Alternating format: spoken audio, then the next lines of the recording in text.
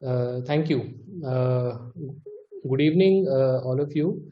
I'm Dr. Nishant Goyal, Associate Professor of Psychiatry, working here in the eastern part of the country in a place called Ranchi. I work at Central Institute of Psychiatry, which is located in a picturesque place called Kake. It is one of the oldest mental health hospitals or institutes in the country. And I have this great opportunity of looking after the epilepsy program in my institute. For the last 14 years, I am looking after the weekly epilepsy clinic, which is being run by our institute. And with this opportunity, I have been working very closely with providing clinical services to patients of epilepsy, along with taking care of the psychosocial issues of patients who are suffering from epilepsy, particularly coming from the eastern part of India. It is not only the eastern part, we have a wide catchment area. And last year, if you not believe that in our weekly epilepsy clinic, the entire, the attendance of last year was more than 5,000 patients, which includes around 40% of new patients and 60% patients were coming for follow-up. So apart from providing clinical services in the field of epilepsy, I would like to tell over here that we also run a state-of-art Center for Cognitive Neurosciences at Central Institute of Psychiatry, Ranchi, where we conduct a lot of clinical and research work. And with this, we have a comprehensive center where we provide high-end, services in terms of clinical care, academics, and research in the field of epilepsy and its related neurosciences. So I would like to thank the organizers for giving me this opportunity to spend some time with all of you and the readers of this coveted magazine to talk on a very important issue, which is known as quality of life in epilepsy. As we all know that epilepsy is a debilitating neurological disorder, and when it happens, it comes with a lot of problems. So before dwelling into that, it is extremely important to understand what is quality of life. What does we mean by quality of life, which is an extremely important psychosocial issue. Quality of life can be defined as the degree of well-being which is felt by an individual or a group of people, which consist of both physical and psychological components. The physical components include health, diet, protection against pain and disease. The psychological aspects, it includes stress, worries, pleasure, emotional states, be it negative emotional states or positive emotional state associated with a particular situation. World Health Organization defines quality of life as a state-dependent, minded state-dependent situation on physical and functional status, including the degree of family support, social activity, friendship, personal achievement, and philosophy, along with financial adequacy and work achievement. So you can see it's not only about the physical or the psychological aspect, it encompasses so many things, starting from your physical health to your psychological health, starting from your society, your achievements, your financial status. So all these things they encompass when you define or describe quality of life. The CDC, or the Center for Disease Control and Prevention, it defines quality of life as a perception of physical and mental health over time. Again, this is a very brief, or I would say inadequate definition, but this is what we use. But from a psychosocial perspective, I would like to let you know that we use the definition of World Health Organization, or the construct which has been described by World Health Organization, and we use various tools which are given by World Health endorsed by World Health Organization. It's called WHO call, or World Health Organization Quality of Life Scale. So this was in brief about quality of life. Now epilepsy. Needless to know and understand, it is not only a neurological disorder where a person throws a seizure or a number of seizures which are associated with various physical disabilities. But at the same time, epilepsy also has negative psychosocial consequences on people who are suffering from epilepsy. Not only those people, also their relatives or their caregivers or their family members. Epilepsy has a major impact on quality of life in both the patient as well as the family. The three different areas in the concept of quality of life in epilepsy are, as I told, physical health, psychological health, and social health, which came from the WHO definition. Physical health is the outcome measure for persons with epilepsy, which traditionally include seizure frequency, the severity of seizures, and various adverse consequences which are associated with the treatment. We all understand and know that we need to give anti-epileptic drugs to such patients. So many patients, they do have difficulty managing their lives when they are on various medications because of possible side effects.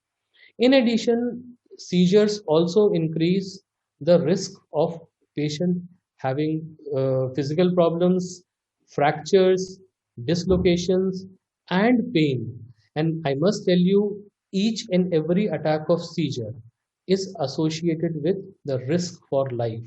As patient of epilepsy, they do develop a risk, and they do have they can die also because of the seizure. So this is all about the physical part. Now the psychological health is when patients with epilepsy, they usually experience psychiatric and emotional issues.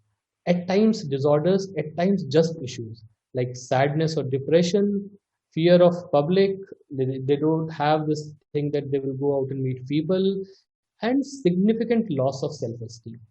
The social area or the social health is the area which deals with a range of aspects of relationship with people both inside or outside the family. Not only the family, their ability to comfortably or appropriately relate with their surroundings, their occupational status, and economic self-sufficiency. As you all know that a person throwing seizure attacks or epileptic attacks, they have tendency of losing their jobs. People, they are deserted by their kins, their relatives. Marriages break because of epilepsy. So it has got a huge impact when it comes to the social life of the individual. So broadly, if you classify, how does epilepsy impact the psychosocial part or the quality of life of an individual? So we can broadly classify these things into three important factors. The first factor is stigma and misconception. This is the most important factor, particularly from a low and middle income countries or developing countries like India. And I must tell you over here, stigma is not that it is only seen in Lami countries. It can be seen across the world. So there are historic and media representations or misrepresentations of epilepsy which have an extremely overwhelming negative connotations, which consequently have this condition to be clouded by misunderstanding, superstition, and discrimination, which has presented and is being presenting over many centuries across various cultures. This in turn increases the experience of stigma in persons with epilepsy. Misconception, myths, stereotypes are still prevalent in media portrayals of epilepsy despite so much of advances in education, and these contribute to the psychosocial limitations and stigma as experienced by these people. We have worked, in the community in a project run by World Health Organization where we found that the treatment gap for people with epilepsy was close to 95%. What I mean by this, that only 5 out of 100 patients with epilepsy were actually seeking treatment. And when we went on care of their, we provide them education, we provide them support, that treatment gap reduced by around 40%. So this is a study which we had conducted in the native blocks around Ranchi, and mind it, those areas are extremely backward areas where there is a lot of tribal population, marginalized population, where the stigma and misconception was still high. Then second point is psychological factors or presence of anxiety or depression. Both anxiety and depression are common comorbid features in persons with epilepsy, yet They are usually undertreated or underdiagnosed. We don't talk about it, we don't discuss it, and we don't ask for it. Around more than 50% of these people, they display symptoms of depression, and more than 40% anxiety. Depression is around 5 times more likely to be present in person with epilepsy than general population. And anxiety is the most commonly reported psychopathology. Suicide also is far more common in these people, as compared to general population. Then finally, talking about dispositional factors or factors involving self-esteem and sense of mastery. We all understand that these people are highly debilitated because of recurring attacks of seizures and unpredictability associated with the seizures is central to living with epilepsy. Individual may not know when a seizure will occur, and often they have difficulty accepting living with a chronic situation which may or may not improve. So this further leads to development of poor lifestyle. They have lack of control over their life. They perceive that they can't take care of themselves. It can lower their mood and heighten their feeling of anxiety. Worsening or worse coming to worse, coming to the social factors. Often, particularly in developing countries, people with epilepsy, they suffer from social isolation and they are abandoned by their kins and relations. Epilepsy has been shown to reduce opportunities for social interaction, and these people isolate themselves for fear of having a seizure in front of people, or maybe the injury that does cause. Parents may be overprotective in their early life, which has impeded their important independent living skills and confidence in social settings. So these people may also find it difficult, or hard to gain employment.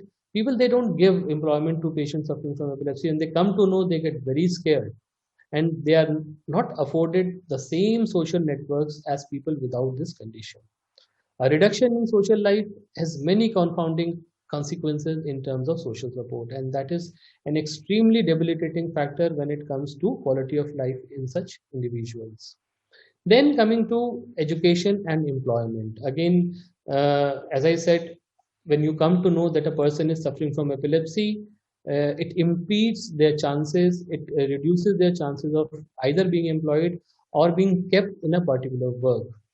Children with epilepsy have been shown to underachieve at school in comparison to their relatives or peers, and they are prone to have education difficulty not only because of the seizure, also because of the medications which they are receiving, because they are continued for a long period of times.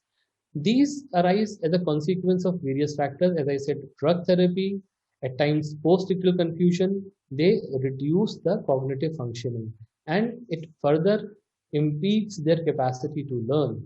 Children who experience absent seizures in class can often be mistaken as for daydreaming. Consequently, they do not make it when it comes to the material which is being taught to them or given to them.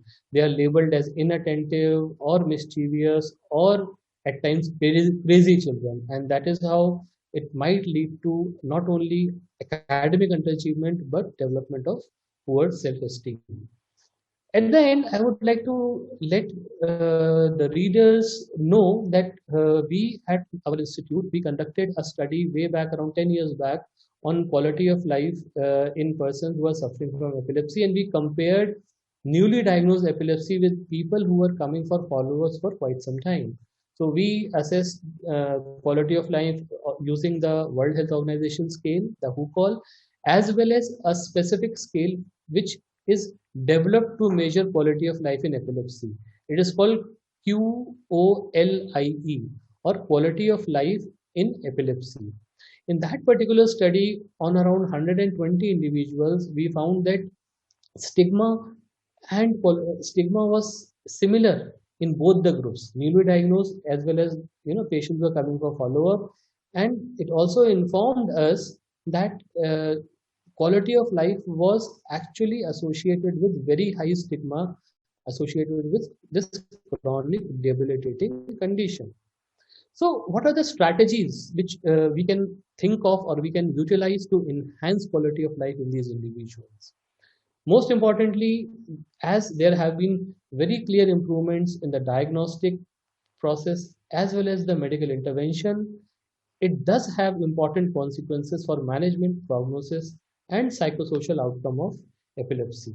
And in turn, it does improve quality of life. For example, seizure severity is the most influential clinical feature that impacts on felt stigma. So seizure management is fundamental in reducing the psychosocial consequences. This is the first thing which we do when we talk of reducing the quality, the psychosocial consequences or improving the quality of life, or to reduce the stigma. Apart from this, it is extremely important to have frequent talking with not only with the patient but with the family members. It is not a bad idea to have group meetings whenever people are running epilepsy clinics, to develop self-help groups the way we do it for substance use disorders. So it really helps. Two main avenues to increase quality of life in people with epilepsy are promoting change in the attitude in the society as well as the change in the individual. Lastly, all said and done, quality of life is an extremely important issue in persons with epilepsy, and it does not only include the patient. Whenever we are managing these issues, we are planning a program, it should involve not only the treatment of epilepsy, but at the same time, prevention, promotion, and advocating, that epilepsy is potentially treatable, it is potentially manageable, and it does good treatment and proper management. It does lead to improvement in not only the patient but the quality of life of the patient and their caregivers.